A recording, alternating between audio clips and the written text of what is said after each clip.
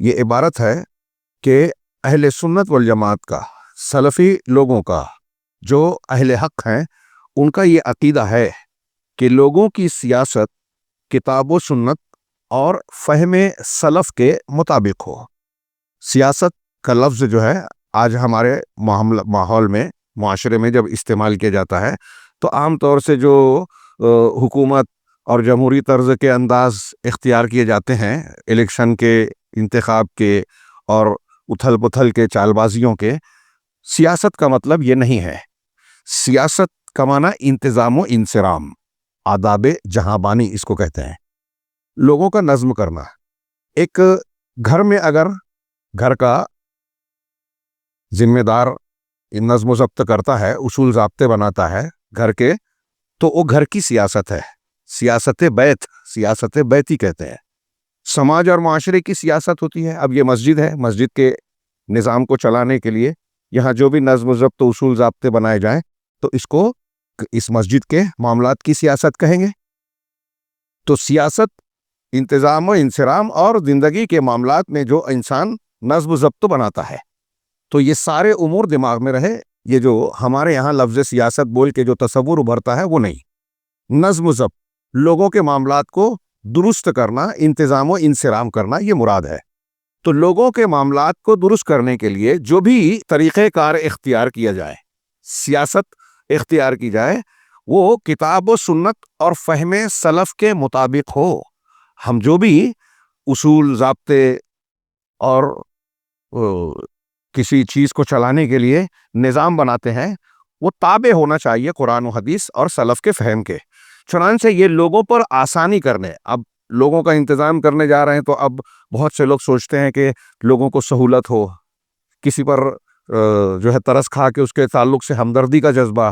بھائی ہے، بیٹا ہے، فلاں ہے، فلاں ہے، جیسے گھر میں ماں ہے، باپ ہے، ابھی بیٹا بہت اچھی نیند سو رہا ہے تو اب اس پر نرمی اور ہمدردی کے نام پر اس کے لیے اذان ہو رہی ہے، نماز کے لیے اٹھا ہی نہیں رہے۔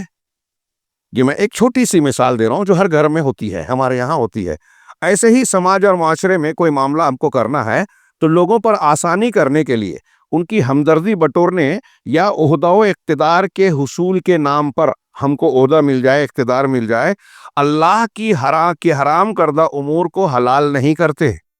لوگوں کی مصلحت کا، لوگوں کی ضرورت کا یا ان کی چاہت کا لحاظ کر کے شریعت کو پامال نہیں کرتے، اور نہ ہی شہوات یعنی خواہشات نفس کے پیچھے پڑھ کے نیز غدار میڈیا،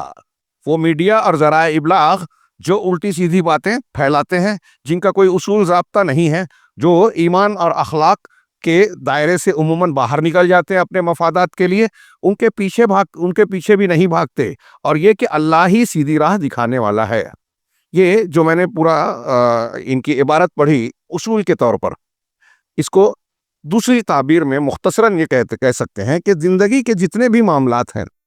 گھر کا ہو، سماج و معاشرے کا ہو، وہ جو سیاست حکومت والی ہے وہ سیاست ہو، گھر کی سیاست ہو، سماج اور معاشرے کی کسی ادارے کی سیاست ہو، جو بھی معاملہ ہے یا کسی اور سے جو بھی معاملہ کرتے، ان سارے امور میں سلفیوں کا اصول یہ ہے، اہل حق کا طریقہ یہ ہے کہ وہ یہ دیکھیں کہ اللہ کیا کہتا ہے، اللہ کی شریعت، اس کے نبی کی تعلیم کیا ہے صلی اللہ علیہ وسلم،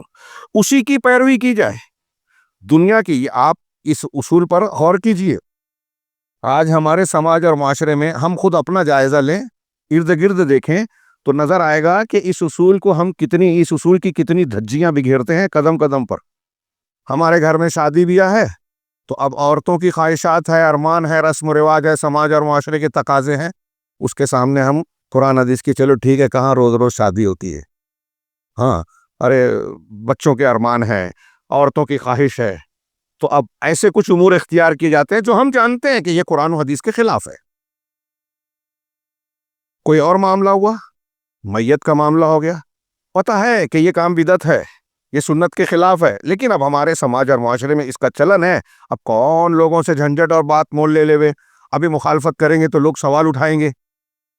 تو اللہ کو ناراض کرنا گوارا ہے، لوگوں کو ناراض کرنا گوارا نہیں ہے، ایسا مزاج بنا ہوا ہے لوگوں کا۔ آپ اس طرح سے غور کیجئے، ہاں، خرید و فروخت میں، معاملات میں، ادارے میں، جماعتوں میں، مسجدوں میں،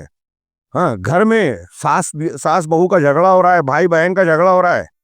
ہاں حصے ترکے کا معاملہ ہے، پنچایت میں پنچ بیٹھتا ہے، ہاں ایک کمزور آدمی پنچ کو سمجھ میں آ رہا ہے کہ یہ کمزور ہے، یہ بہو ہے، یہ بیٹا ہے، یہ مظلوم ہے، لیکن جو دوسرا فریق ہے وہ طاقتور ہے، بڑا ہے، مضبوط ہے۔ اب اگر میں کمزور کی طرف سے بولوں گا تو یہ طاقتور میرے مجھ سے ناراض ہو جائے گا۔ تو اب سیاست ان کے دماغ میں ہی آتا ہے، چالاکی یہ ہے، عقل مندی یہ ہے کہ بیچ کا راستہ نکالا جائے کہ سیٹھ صاحب بھی یا بڑے آدمی بھی خوش نہ ہو، ناراض نہ ہو، اور اس کو بھی لگے کہ میں یہ جانبداری نہیں برت رہا ہوں۔ لوگ اسے ذہانت سمجھتے ہیں، لوگ اسے بہت اچھی سیاست سمجھتے ہیں۔ یہ جو میں نے دو چار مثالیں دی، آپ غور کیجئے، قدم قدم پر ایک دو لوگوں کا معاملہ ہو یا اجتماعی معاملات ہوں، ہر جگہ ہم کو اس قسم کے معاملات پیش آتے ہیں۔ اور آدمی،